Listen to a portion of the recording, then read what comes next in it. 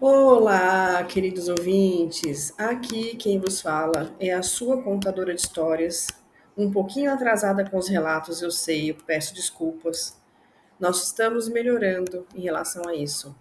Se eu contar para vocês como foi a minha semana, vocês não vão acreditar. Aconteceu de tudo. Mas o importante é que estamos aqui. Claro, nós temos um compromisso com vocês. Como eu disse, sim, estou um pouco atrasada, mas estarei aqui. Quem sabe eu já não consigo fazer um para o próximo domingo ou para a próxima terça. Pelo menos não fica atrasado, né? Ai, me desculpem, me desculpem. O que importa é que vocês são corajosos. Sejam bem-vindos a mais um encontro aqui com a sua contadora de história. O espaço do medo, o espaço que nós abrimos para você contar a sua história e para ouvir histórias de outras pessoas também. Histórias de sombras que se movem entre as árvores, uivos cortando o silêncio da noite, olhos observando na escuridão. Hoje vamos mergulhar nesses relatos de lobisomens enviados por vocês e, quem sabe, descobrir que pode estar espreitando bem mais perto do que vocês imaginam. Uhum. Ah, antes que vocês perguntem, sim, vocês podem ouvir alguns ruídos aqui ao fundo. A minha casa está cheia hoje e por isso eu peço desculpas por qualquer inesperado. Mas, sinceramente, com as histórias que vamos contar, talvez isso passe batido. Vamos lá? Sentem-se confortavelmente em suas poltronas e seus sofás, se esparramem, fiquem à vontade. Não vai ficar à vontade? Você vai trabalhar? Me leva junto, eu vou com você. Assim nós fazemos companhia uma para outra. Combinado? Eu estou abrindo agora nesse momento o e-mail e eu vou ler na íntegra, tá? O e-mail já começa assim: Olá, contadora. O acampamento cigano surgia como um mundo à parte das margens do bosque. As fogueiras lançavam sombras dançantes nas carroças coloridas, e o som de violinos se misturava com risadas e conversas de uma língua misteriosa. Entre os ciganos, ela se destacava, olhos negros como a noite, cabelos longos e selvagens. Um sorriso, um sorriso enigmático, que parecia esconder segredos antigos. Ninguém sabia seu nome verdadeiro, mas as chamavam de Esmeralda. Foi por ela que Miguel perdeu a razão. Um jovem da vila próxima, ele não resistiu à atração magnética daquela mulher que surgia e desaparecia do acampamento sem explicações. Nos dias que se via, nos dias em que havia, parecia que o tempo parava. Nos dias em que sumia, ele vagava inquieto pelas trilhas do bosque, esperando encontrá-la novamente. Certa noite, o vento sussurrava entre as árvores quando Miguel decidiu segui-la. A viu atravessar o acampamento e adentrar a mata, seus pés descalços não fazendo ruído algum. Ele a seguiu à distância, sentindo o frio na espinha aumentar a cada passo. E então, de repente, ela sumiu. O silêncio caiu como um manto pesado e Miguel percebeu que estava sozinho, ou quase. Um rosnado profundo cortou a escuridão. Miguel sentiu o sangue gelar nas veias, ao ver duas luzes amarelas brilhando na escuridão. Um vulto gigantesco surgiu entre as árvores. Sua respiração pesada era como um trovão abafado. Qualquer um teria corrido, mas Miguel, talvez tomado pela loucura do amor ou pela curiosidade, ficou. A criatura avançou lentamente e, quando a lua escapou das nuvens, Miguel viu Não era apenas um lobo, era algo maior, mais antigo e poderoso. Seu pelo negro reluzia como sombras líquidas e seus olhos carregavam uma inteligência assustadora.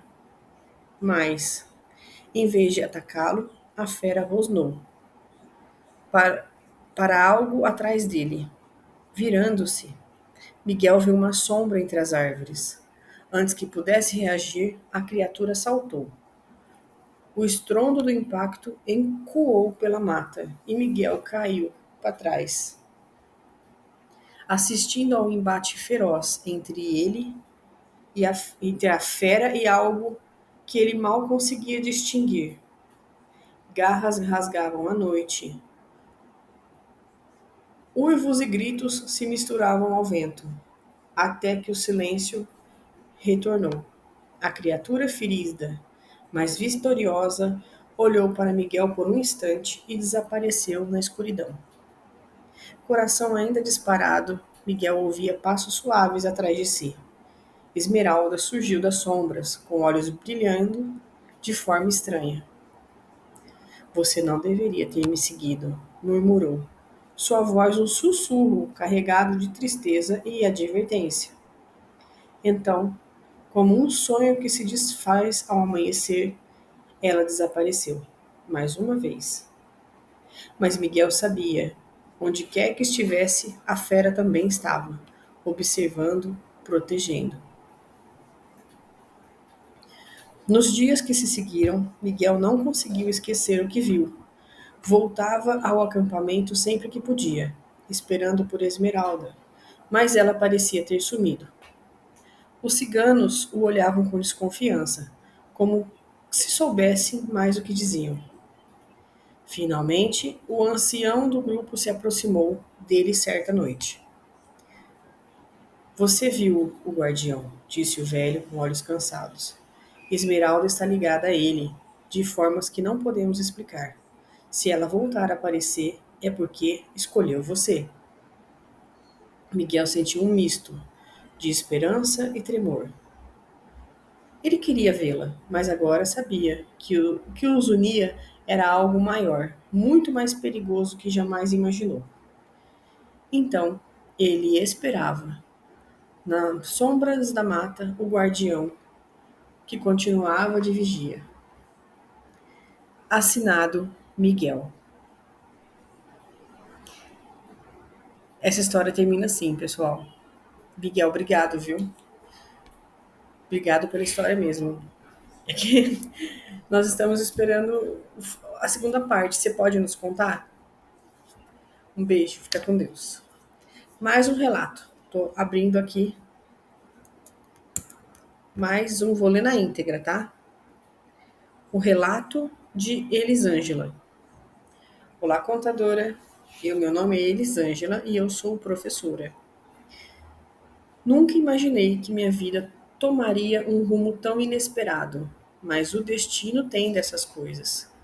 Esta é a história de como me apaixonei por um homem incrível e como, com o tempo, comecei a perceber que a realidade é muito mais sombria do que eu poderia imaginar. Era uma tarde de outono quando conheci Paulo. Eu estava começando a dar aulas em uma escola pública da cidade e ele era um oficial militar que morava no mesmo bairro. Nos esbarramos várias vezes no mercado, na padaria e até mesmo no ponto de ônibus, mas foi em uma noite chuvosa que realmente o conheci. Ele apareceu na porta do meu prédio, pedindo informações sobre uma rua que levava a um ponto específico da cidade. Naquele dia eu usava um uniforme imponente, mas o que mais me chamou a atenção foi a gentileza de seu olhar e a suavidade com que falou comigo. Quando ele entrou, quando ele sorriu, algo dentro de mim se acendeu. Ele não era como os outros homens, como eu costumava ver. Ele parecia diferente, mas nos próximos dias Ele apareceu mais vezes, sempre em momentos diferentes e começamos a conversar mais. Eu sentia uma atração crescente por ele, algo que nunca havia experimentado antes. Ele era misterioso, mas também carinhoso e atencioso, sempre me fazendo sentir especial. Depois de algumas semanas, Paulo me convidou para um jantar e eu aceitei sem hesitar. A noite foi mágica, conversamos sobre tudo e quando ele me olhou nos olhos pela primeira vez, com tanto afeto, eu soube que algo profundo estava acontecendo a partir daquele momento. Nossa relação floresceu rapidamente. Os meses se passaram e começamos a nos ver mais frequentemente. Mas parecia ser o homem dos meus sonhos. Oficial militar, respeitado, com um coração bondoso e a presença forte que me fazia sentir segura. Mas, como aconteceu com todos os relacionamentos, comecei a notar mudanças, inicialmente pequenas, que, mas que me incomodavam. Como ele começou a sair à noite, alegando missões ou tarefas militares, e suas saídas eram longas, muitas vezes sem explicações detalhadas. Eu confiava nele, mas algo no fundo da minha mente me dizia que havia algo de errado, algo que ele não estava me contando. Algo me incomodava. Eu passei a observar com mais atenção. Ele sempre voltava dessas saídas noturnas. Havia algo estranho no comportamento dele. Ele estava mais fechado, mais distante, e sua pele parecia ter uma tonalidade diferente. Ok, ok, vocês estão falando que eu estou neurótica. Mas não estava. Eu tinha as nossas fotos no começo do nosso relacionamento e nossas fotos atuais. Estava diferente. Veja, uma noite, depois de uma das suas saídas, ele voltou para casa mais tarde do que o normal. Estava suando e parecia exausto. Mas havia algo mais em seus olhos. Estavam brilhando de uma maneira inquietante, como se algo estivesse acontecendo dentro dele. Minha curiosidade foi crescendo, até que uma noite, sem avisar, decidi segui-lo. Eu sabia que ele ia sair, e quando o vi em direção a uma floresta nos arredores da cidade, algo em mim se quebrou. Eu não sabia o que esperar, mas eu precisava saber a verdade. Cautelosamente, eu o segui. A floresta estava escura e o som das folhas secas embaixo dos meus pés parecia ensurdecedor. Finalmente o vi entrar em uma clareira, mas o que aconteceu a seguir eu nunca vou esquecer. Paulo começou a se mover de maneira estranha. Ele se contorcia e gemia, como se estivesse sentindo uma dor insuportável. Ele tirou a camisa e, como um grito primal, seus ossos começaram a se esticar e sua pele a se transformar. Eu estava paralisada, incapaz de acreditar no que eu estava vendo. Ele se transformou diante dos meus olhos em um enorme lobisomem, uma criatura monstruosa, coberta de pelos espessos e com olhos brilhantes como fogo. O medo tomou conta de mim, e minha mente tentava negar o que estava acontecendo. Mas não havia como fugir da realidade. Eu o vi com os meus próprios olhos. O meu marido, o meu Paulo, o homem que eu amava, era um lobisomem. O que eu fazia agora? Como eu poderia viver com isso? Ele nunca me disse a verdade. Nunca me contou o que era. Eu não sabia se deveria confrontá-lo ou fugir para sempre.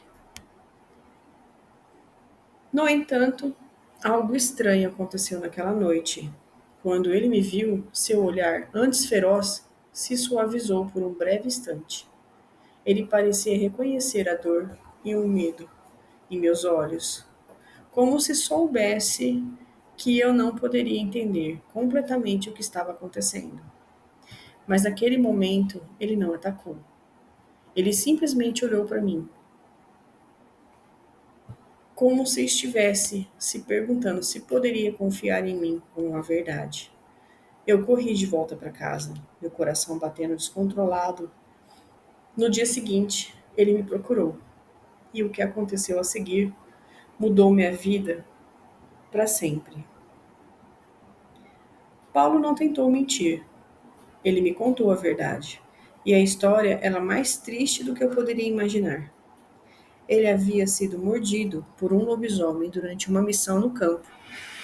E desde então, todas as noites de lua cheia, ele se transformava na criatura que eu tinha visto. Ele não sabia como controlar a transformação, e a dor que sentia era indescritível. Ele tentava manter a humanidade, mas havia momentos em que a besta tomava conta de sua mente e de seu corpo. O choque que senti foi imenso, inexplicável. Eu estava apaixonada por ele, mas como poderia viver com isso? Como poderia viver com alguém que, a qualquer momento, poderia se transformar em uma criatura que representasse o que eu temia? Mas, ao mesmo tempo, eu via a dor em seus olhos e sabia que ele estava fazendo o possível para me proteger da sua própria natureza. Eu sabia que nossa vida juntos nunca seria normal, mas em algum lugar, no fundo do meu coração, eu o amava. Decidi que não poderia simplesmente abandonar o homem que eu conhecia, o homem que eu amava, mesmo com segredos aterradores. Eu acreditei que, se fosse para ser, seria em ambos os mundos, o do amor humano e da criatura que ele transformava. Com o tempo, fui aprendendo a conviver com sua transformação. Ele procurou tratamentos e maneiras de controlar sua parte animal. E nós encontramos um equilíbrio, um modo de viver juntos. As saídas noturnas continuaram, mas agora eu sabia que ele estava tendo encontros com uma curandeira. Ele nunca deixou de me amar. Ele nunca deixou que a fera dentro dele tomasse conta de nossas vidas. Mas a verdade, por mais difícil que fosse, nos uniu de modo que eu jamais imaginaria. A história de Paulo e a minha não é comum nem simples, mas de alguma forma conseguimos seguir em frente, sempre com a sombra do lobo pairando sobre nós, mas também com a certeza de que juntos poderíamos enfrentar qualquer coisa. Eu não sabia que o futuro nos reservava, mas uma coisa era certa, que o amor verdadeiro, mesmo nas situações mais inusitadas, pode nos dar forças para lutar, mesmo contra as sombras que tentam nos engolir. E este canal tem me ajudado muito. Muito obrigado, Débora, a contadora de histórias. Vamos lá, abrindo mais um e-mail. Mais uma vez, o meu muito obrigado pelo carinho de vocês. História de seguidor. O lobisomem, o lobisomem de caçador de almas. Vamos lá. Na pequena cidade de São Lucas, escondida no interior, há uma lenda há muito tempo circulava entre os moradores mais velhos. Ninguém sabia ao certo se era verdade, mas os mais temerosos evitavam sair à noite, especialmente depois das 21 horas, quando algo terrível Algo indescritível despertava nas sombras. Diziam que um lobisomem rondava a cidade, atacando qualquer um que se atrevesse a caminhar nas ruas escuras após cair a noite. Os moradores falavam em sussurros, com medo de que os ouvidos errados ou as palavras erradas pudessem trazer ainda mais desgraça. Afinal, o lobisomem não era uma simples criatura, era uma entidade não abençoada, ligada a um pacto antigo feito por um ancestral de linhagem há mais de 100 anos. A história, no entanto, era vaga e poucos eram que se atreviam a ouvir. Em uma noite chuvosa de outono, quatro amigos, Ana, Rodrigo, Gustavo e Juliana, se reuniram na casa de Ana, dispostos a aproveitar a noite e jogar videogame. Eles haviam ouvido a lenda, claro, mas estavam interessados em curtir a noite. Mais em curtir a noite do que se preocupar com histórias antigas. Afinal, eram jovens, modernos, céticos. Não acreditavam em superstições. À medida que a noite avançava, a conversa foi se desenrolando sobre histórias de terror e mistérios urbanos. A chuva batia forte nas janelas e o vento uivava lá fora, tornando o ambiente ainda mais sombrio. O relógio na parede marcou 21 horas. Já ouviu falar do lobisomem que ataca quem sai à noite depois das 9 horas? Gustavo perguntou, com uma risada cínica. Ah, essas histórias de caipira, Rodrigo disse, jogando um olhar de desdém para os outros. Não é possível que alguém ainda acredite nisso. Ana, mais curiosa do que os outros, levantou da cadeira e foi até a janela. Ela olhou para o lado de fora, sentindo um arrepio na espinha, mas não sabia explicar exatamente o motivo. A escuridão lá fora parecia engolir tudo, como se o mundo, além das paredes da casa, estivesse em silêncio mortal. Juliana se levantou também, rindo nervosamente. Que tal um desafio? Vamos lá fora, ver se conseguimos ver alguma coisa do tal lobisomem. Só para desmentir então essas histórias. Gustavo deu de ombros e concordou. Mais por estar entediado do que por acreditar na história. Ana hesitou por um momento, mas a curiosidade e desejo de se divertir falaram mais alto. Todos saíram, deixando a casa para trás, imersos na noite úmida e escura. As ruas estavam vazias, sem vida, como se a própria cidade estivesse em estado de alerta.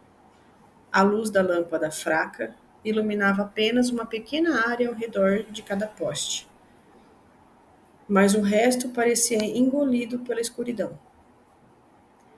Eles caminhavam em silêncio, com os passos ecoando nas ruas desertas. O único som era o ouvido da chuva, batendo no chão e no telhado das casas. Mas logo algo estranho começou a acontecer. Primeiro foi o vento. Ele parou de soprar. O silêncio absoluto tomou conta da cidade. A sensação de desconforto aumentou e todos sentiram como se estivessem sendo observados. Não tem nada aqui. Vamos voltar logo, disse Ana, com voz tremendo. Mas antes que pudessem se mover, um grito estridente cortou o ar, vindo demais vindo de uma das vielas. O som parecia um grito humano, mas também parecia algo mais animalesco, algo primitivo. Todos ficaram paralisados, os olhos arregalados de medo, e de repente, os faróis de um carro se acenderam na esquina, iluminando a rua, e lá no fundo algo grande e peludo surgiu das sombras. Seus olhos brilhavam como fogo, vermelhos e penetrantes. O monstro estava lá, em pé, sobre as patas traseiras, e seu corpo parecia uma mistura de homem e besta, como garras afiadas e dentes como faca. Um lobisomem! Gustavo foi o primeiro a gritar, dando um passo para trás. Mas o monstro avançou, suas garras cortando o ar. Juliana, completamente aterrorizada, virou-se para correr, mas o monstro foi mais rápido. Ele se lançou na direção dela como um rosnado feroz. Juliana caiu no chão e o lobisomem estava prestes a atacá-la quando Rodrigo reagiu e puxou ela para o lado, conseguindo impedir o ataque momentâneo. Corram! Gritou Ana, puxando-os em direção à casa mais próxima. Eles correram, desesperados, como um monstro perseguindo-os, seus passos pesados fazendo o chão tremer. O som das patas batendo contra o concreto estava atrás deles, ecoando como um tambor macabro. Quando chegaram à porta da casa, uma mulher que morava ali, a dona Lúcia, apareceu, assustada. Não entrem! Vocês não sabem o que fizeram. O lobisomem não pode ser enfrentado. A cidade está amaldiçoada, gritou ela, tentando fechar a porta, mas Ana a segurou. O que está acontecendo? O que você sabe sobre isso? Ana perguntou, com a respiração ofegante. Dona Lúcia olhou para trás e suspirou. A lenda é verdadeira. O lobisomem é real. Foi criado por um pacto antigo entre ancestrais da cidade, que venderam suas almas em troca de proteção. Mas o tempo, o monstro foi se tornando mais forte e começou a caçar todos que saem à noite depois das 9 horas. Ele precisa de sangue e almas para sobreviver. A verdade bateu forte. O lobisomem era real.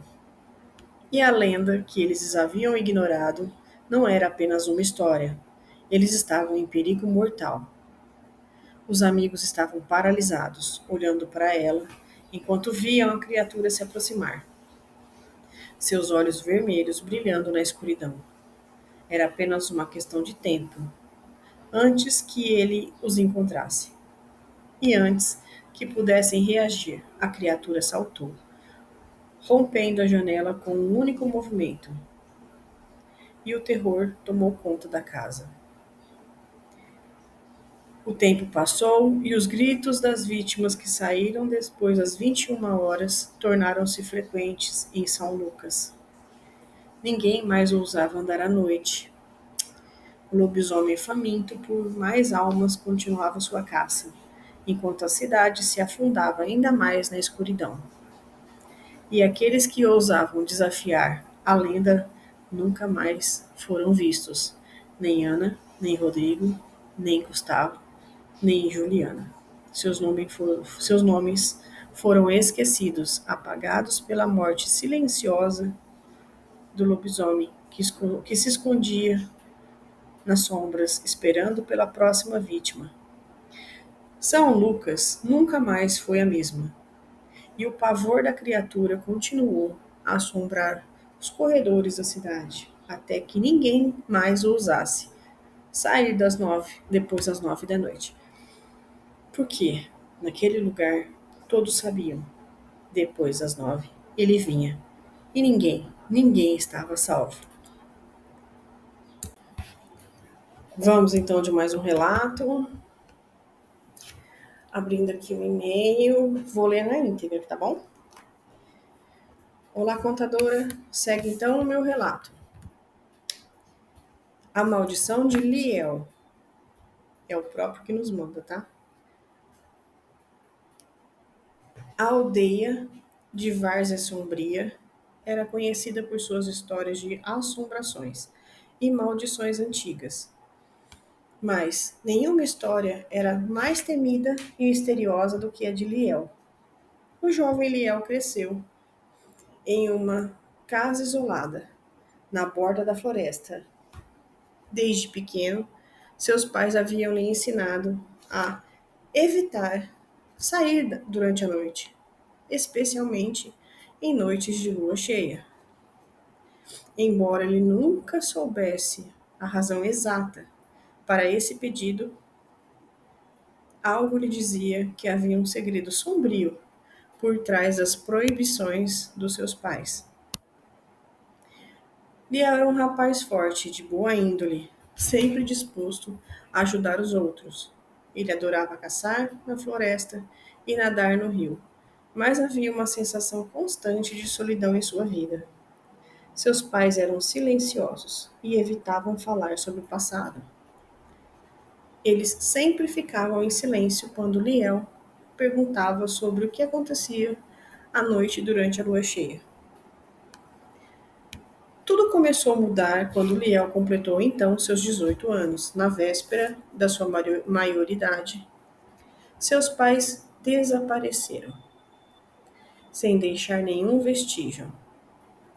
A aldeia inteira ficou em choque, mas ninguém ousou investigar mais profundamente, como se uma força invisível tivesse os silenciado. Liel ficou completamente sozinho, com o peso de um mistério que parecia arrastá-lo para uma verdade aterradora. Na noite seguinte ao desaparecimento, a lua cheia iluminava o céu com uma luz prateada e fria. Liel, em sua solidão, decidiu que não podia mais viver com as perguntas sem respostas. E ele se embrenhou na floresta com a intenção de entender o que realmente havia acontecido nas noites de lua cheia. Mas, conforme ele avançava, uma sensação de que estava sendo observado o envolveu. Ele podia ouvir os passos, ele podia ouvir os sons da floresta, mas havia algo mais ali, algo que ele não fazia sentido. O ar parecia mais denso, os galhos de árvores estalavam de forma ameaçadora. De repente, ele encontrou um antigo altar de pedra, coberto de musgo, no coração da floresta. Aí, ele viu uma figura que parecia ter surgido do próprio ar. Uma mulher velha, com um olhar profundo e enigmático. Ela usava roupas desgastadas e sua voz era um sussurro que parecia atravessar o tempo. Liel, disse ela, com uma calma assustadora. Você sabe o que está acontecendo, não sabe? Liel congelou. Aquela mulher sabia o nome dele. Ela sabia de sua busca. A mulher fez um gesto para que ele se aproximasse. Seus pais, ela continuou, olhando-o com pesar.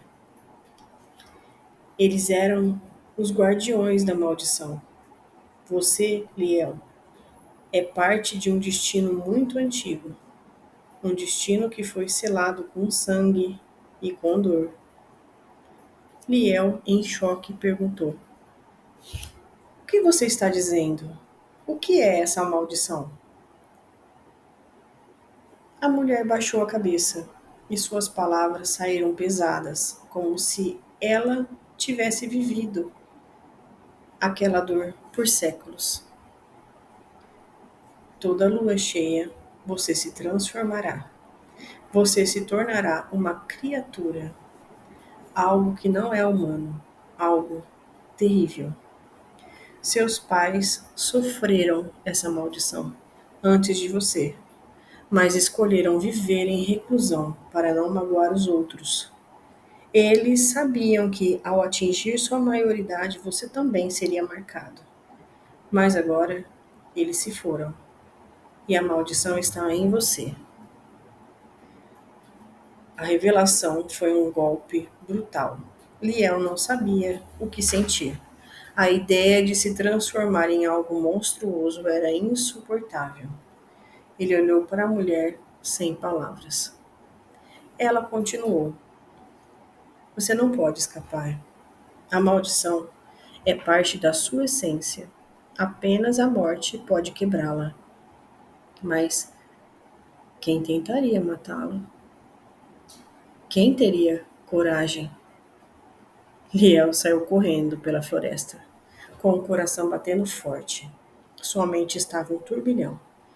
Ele não queria acreditar naquilo, mas a verdade parecia estar se tornando mais clara a cada passo que dava. O que ele deveria fazer? Como poderia viver sabendo que algo monstruoso tomaria conta do seu corpo? Os dias passaram e Liel tentou seguir com sua vida. Ele evitava sair à noite, mas a ansiedade o consumia. Ele sabia que cedo ou tarde a lua cheia chegaria, e ele não poderia evitar. A cada noite que passava, sentia sua transformação se aproximando. Sua pele começava a arder, sua mente se tornava confusa, como se a besta dentro dele estivesse aguardando o momento certo para emergir.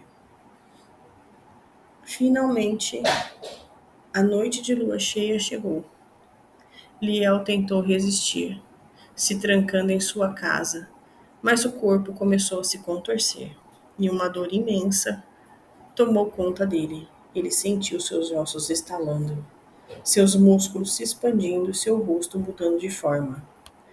A transformação foi brutal, que ele mal conseguia controlar seus pensamentos.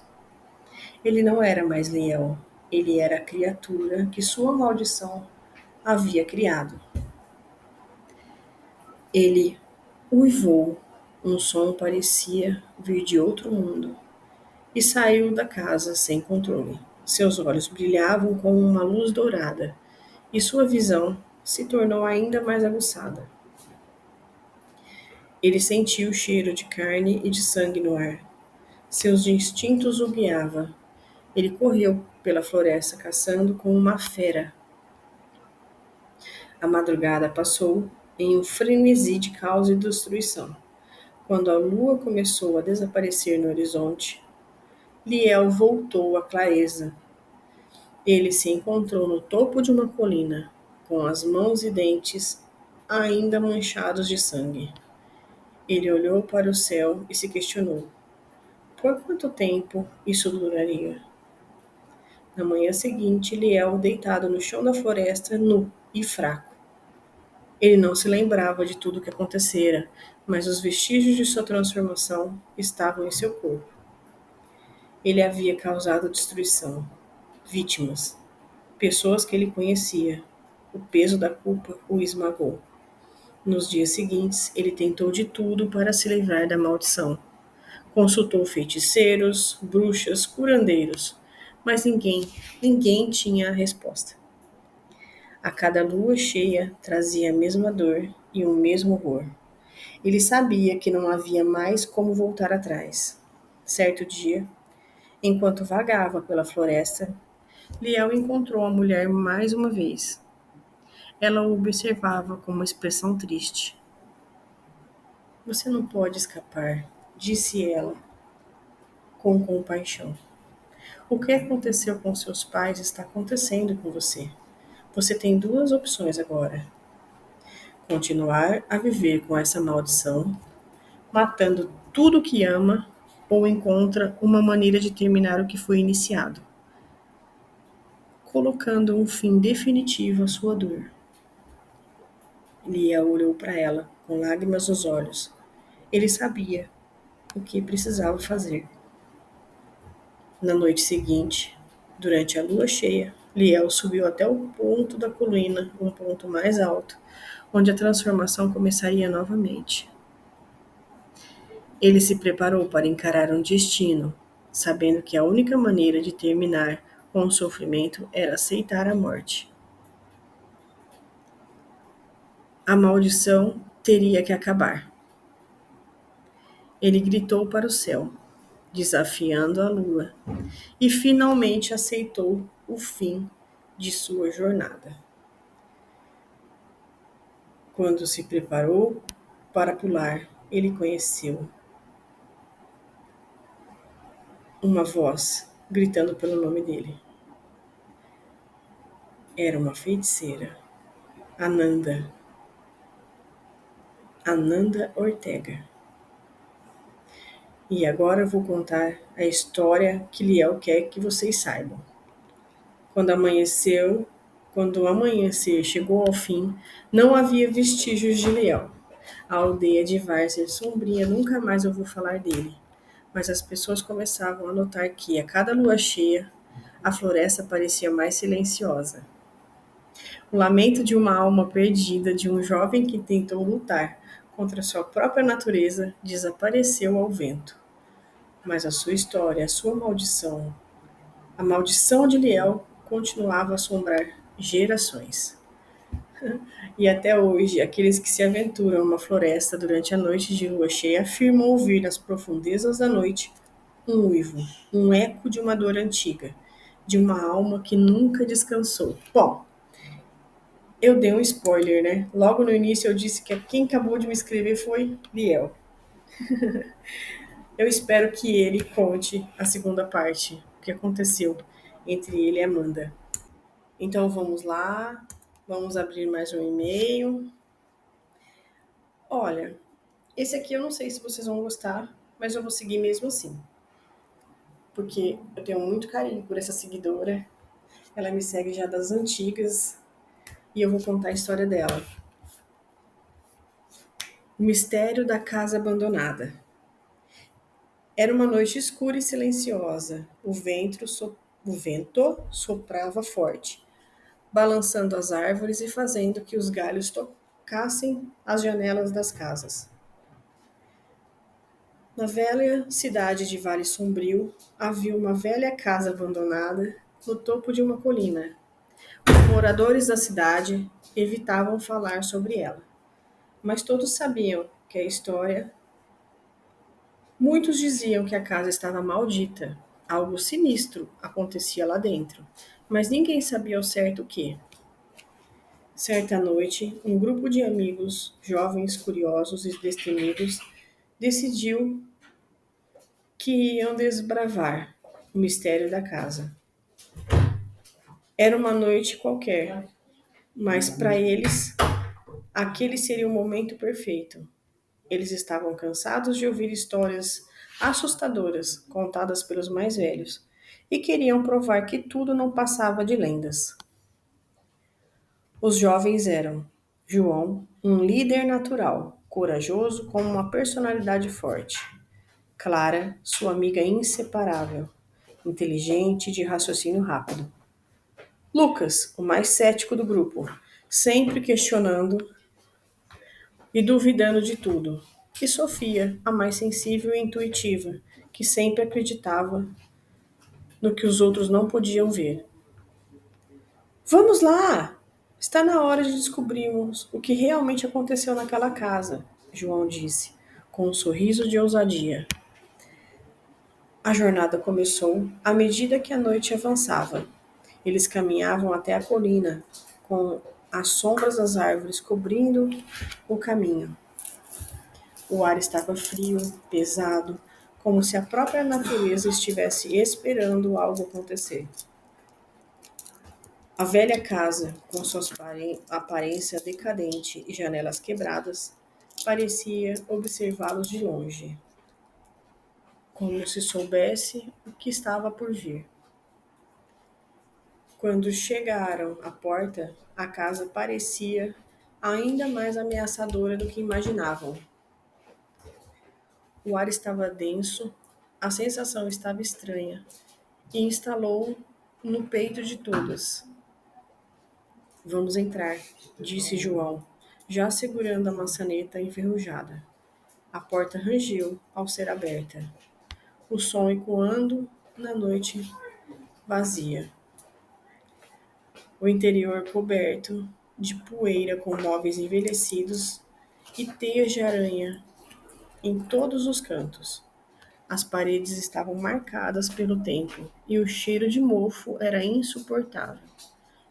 Mas o que realmente os incomodava era a sensação de que algo os observava. Sofia estava inquieta, sentindo uma presença inexplicável. Clara percebeu isso e perguntou: Você está bem, Sofia? Sofia hesitou, mas antes que pudesse responder, uma porta no fundo da casa se abriu sozinha, fazendo um barulho estrondoso.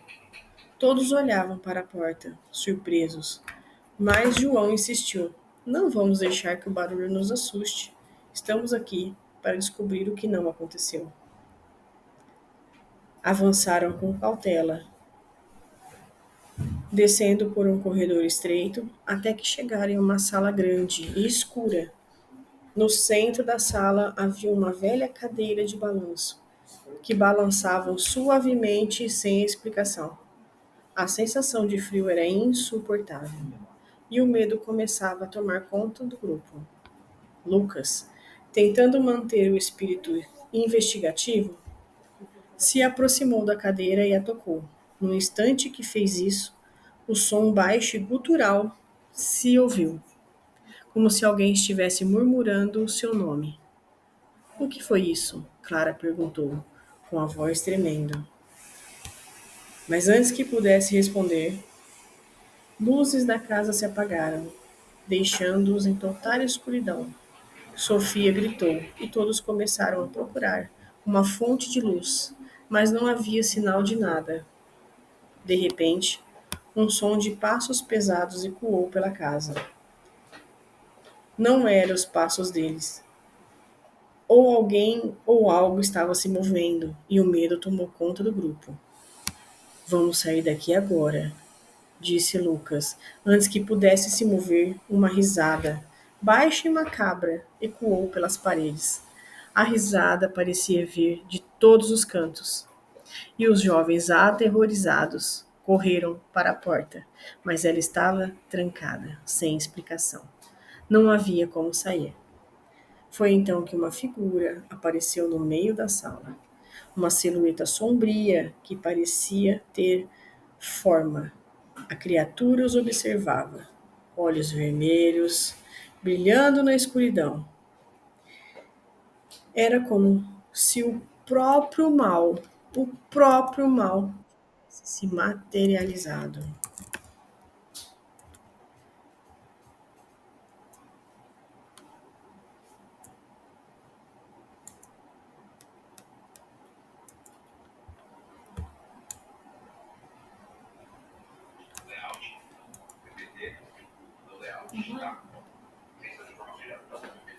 Como se o próprio mal tivesse materializado.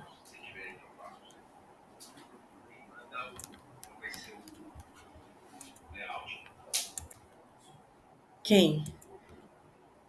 Quem é você? Disse João, com voz tremendo. A figura permaneceu em silêncio, mas então uma voz sibilante começou a falar, vinda de dentro da criatura. Vocês todos vão pagar pela curiosidade. O chão tremeu, as paredes da casa começaram a se mover, como se a casa estivesse viva. As sombras tornaram forma e começaram a cercá-los. A figura se aproximou lentamente, seus olhos brilhando com ódio antigo. Sofia, desesperada, tentou rezar, mas suas palavras foram abafadas com sons crescentes de criatura. De repente, uma explosão de luz iluminou a sala e todos caíram no chão, cegados. Quando a luz se dissipou, a criatura desapareceu, mas a casa estava em estado mais caótico. As paredes estavam cobertas de símbolos estranhos e o ar estava mais pesado do que nunca. Foi então que Clara percebeu que algo aterrador. Eles não estavam mais na casa que conheciam. A casa havia se transformado em uma espécie de labirinto sem fim. As portas levando para mais portas, os corredores para mais corredores, e a cada canto eles podiam ouvir sussurros, vozes do além que chamavam seus nomes. Sofia começou a chorar desesperadamente, dizendo que sentia que estavam presos para sempre. Lucas tentou encontrar uma saída, mas tudo estava perdido. A casa parecia se alimentar dos seus medos. criando mais e mais ilusões, causando mais e mais desconforto e medo.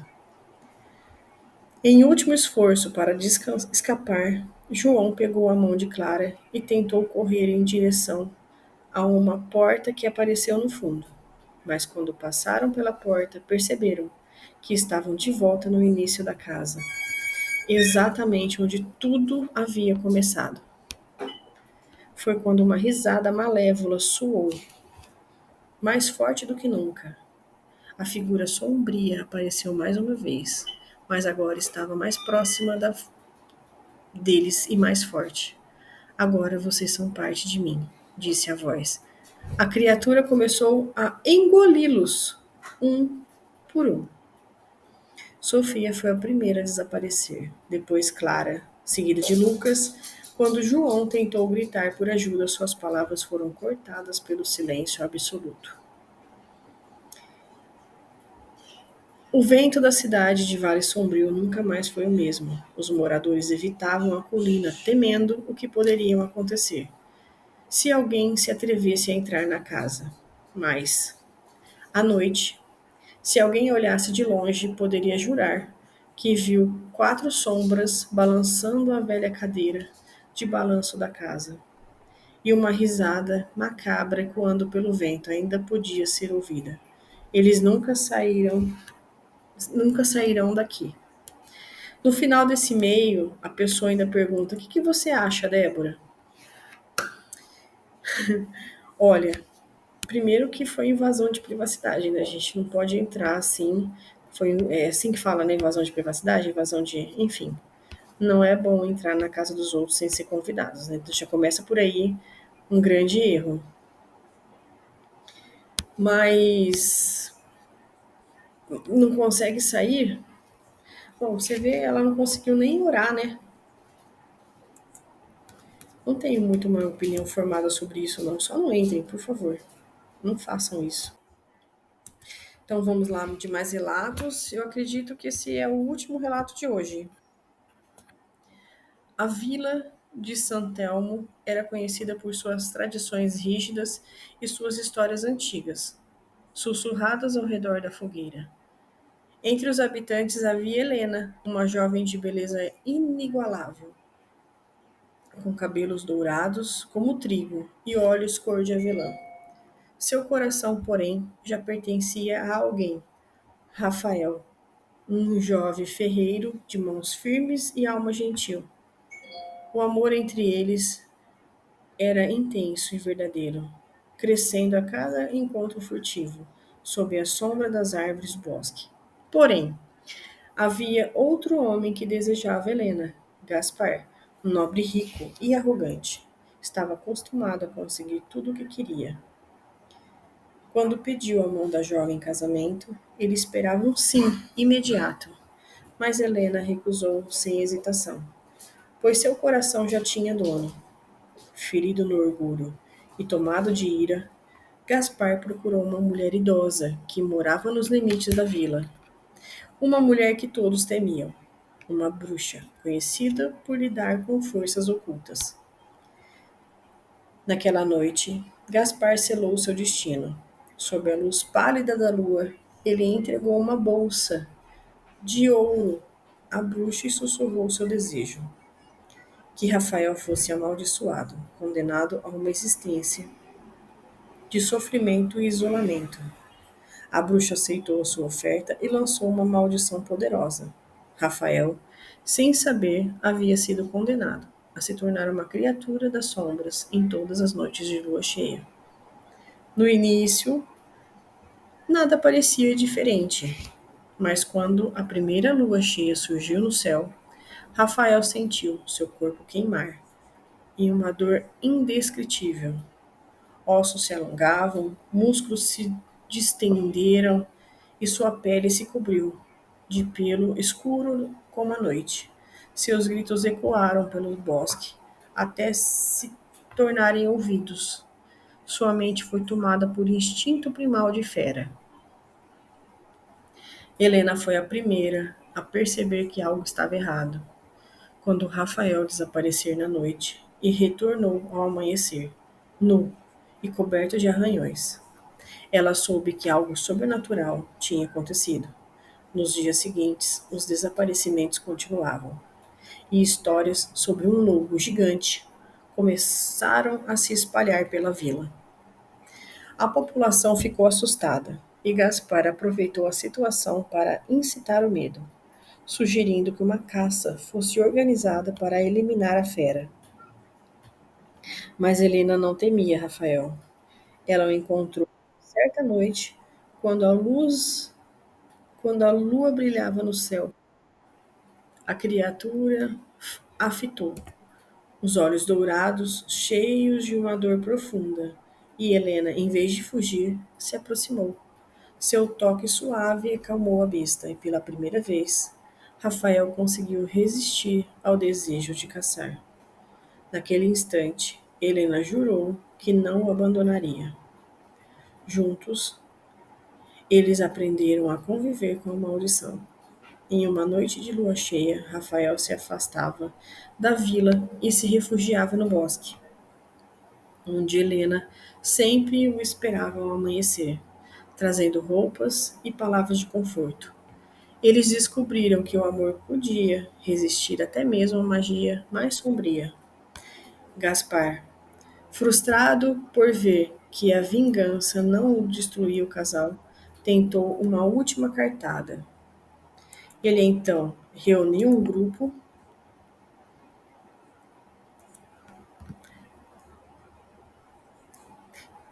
Gaspar, furioso, tentou enfrentá-lo sozinho, mas então o uivo cortou a noite. Rafael, transformado, emergiu das sombras, avançando sobre o inimigo com velocidade letal. Mas ele não matou Gaspar. Com um único golpe, o lançou ao chão, deixando claro que não precisava de violência para vencer. Gaspar, humilhado e aterrorizado, fugiu e nunca mais foi visto na vila. Com o tempo, o povo de Santelmo começou a perceber que a fera não era uma ameaça. Histórias passaram a ser contadas sobre um lobo que protegia os viajantes perdidos na floresta, guiando-os de volta para o caminho seguro. Helena e Rafael continuaram juntos, enfrentando a lua cheia com amor e coragem, provando que, mesmo diante da maldição, o amor verdadeiro sempre encontra uma maneira de vencer. Muito bonita a história, né? Queridos seguidores, eu quero deixar claro aqui três coisas. As pessoas que mandam relatos para nós, vocês perceberam que elas não mudam só o nome, né? Elas mudam o local também. Já recebi histórias da cidade da qual eu moro e eu só soube que era cidade quando no relato, né, no corpo do e-mail, ela diz: eu estou na cidade tal, só que eu não gostaria que você falasse. Mas foi a melhor coisa não falar, porque a gente fica paranoica. Mas então eu respeito a vontade de cada um. Essa é a primeira coisa. Segundo, encare esses contos como lições de vida, porque sempre tem lições de vida envolvidas nele. Reparem, é um amor, esse último, por exemplo, era um amor que uma terceira pessoa tentou destruir e não conseguiu. Quem nunca passou por isso, né? Quem nunca passou? Então, tem sempre lições no meio desses relatos, reparem isso. E terceiro, a gente sempre se diverte, né? A gente não tá aqui pra, eu quero provas, eu quero demonstrações, eu quero vídeos. Não, a gente quer história. Nós queremos histórias. Não é isso? Combinado? Você que chegou até aqui, eu agradeço o seu carinho. Em breve a gente está fazendo um novo canal com novas histórias também. E se Deus quiser, eu consigo tá aqui, tá ali. E eu quero agradecer a todo mundo que comenta nos vídeos, o meu enorme carinho. Muito obrigado por confiar no meu trabalho, muito obrigado pelas dicas que vocês passam. Eu sigo todas. Tudo começou com uma brincadeira de teste de voz, porque eu tenho um nível de gagueira muito alto. E eu fui testando, testando, testando e nós chegamos até aqui. Nós temos quase 2.000 seguidores. E já disse que a próxima renda será revertida a uma casa que atende animais resgatados de rua. A gente fala tanto de lobos, né? Por que não ajudar os primos cachorrinhos? Fiquem com Deus, tenham um ótimo final de semana e a gente se vê em breve.